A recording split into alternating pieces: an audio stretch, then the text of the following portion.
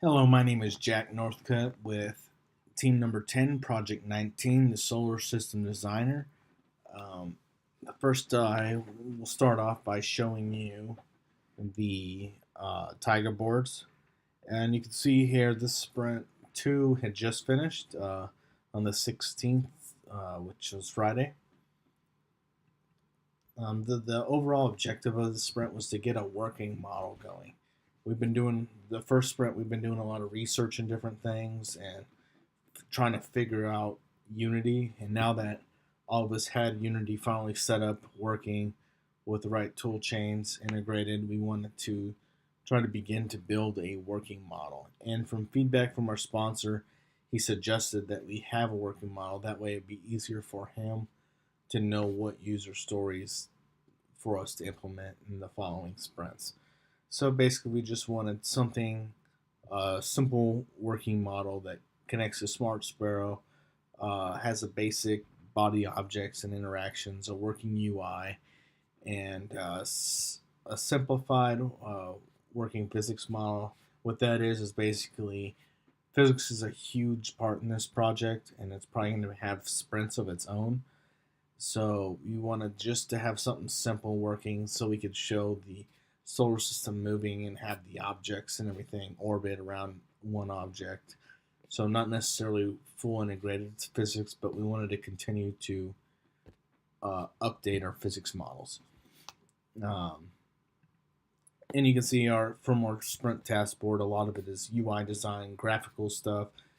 We have the solar system in body, which is basically a class to um, be able to load an entire solar system in, so we don't have to individually add bodies to our system.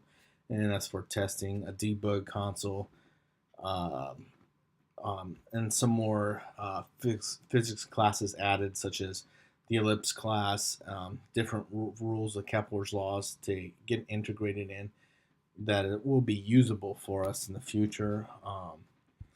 And ways to plot points on the ellipse to find where a planet has been and where a planet's at. The Cappy in-body interaction. This was um, creating serialization between our in-body systems and Cappy, which is a Smart Sparrow API. Um, Continue to do in-body improvements on calculations and body details, um, and improve the UI in general, such as adding scroll bar functionality, opacity, and stuff like that. So I'll pull up our solar system model here, and it should be good to go. And you can see here we successfully completed our sprint goal because we got a working model going. Obviously, physics isn't necessarily applied yet. Sorry, but we were able to get planets, objects, a skybox created with the stars and um, just the basic things we need, different planet sizes, and we got a menu, and we can add and remove objects, and it adds objects now, but it doesn't necessarily add it to the orbit, so that's something we work on. And then also we showed the stuff to our sponsor, and we got some more feedback that he actually only wants the user to be able to enter a mass and a distance. So a lot of this is going to be altered around to change to accommodate for that. But I mean, we got a basic menu UI set up. You can save, load, clear, just some basic settings that are integrated into the system. A lot of it doesn't have a whole lot of information in it just yet. Just this is kind of the basic framework. And our next sprint, we're going to work on the zoom and camera features of this so we can actually zoom around, because right now we cannot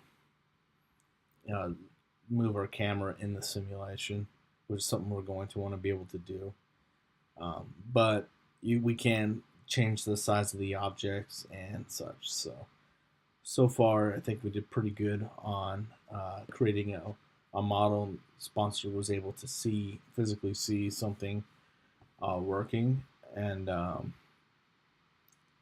We are currently, let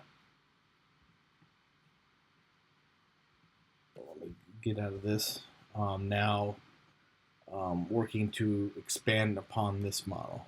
We got feedback from our sponsor already, and set up the next sprint to just basically try to incorporate physics and WebGL into this. Thank you very much.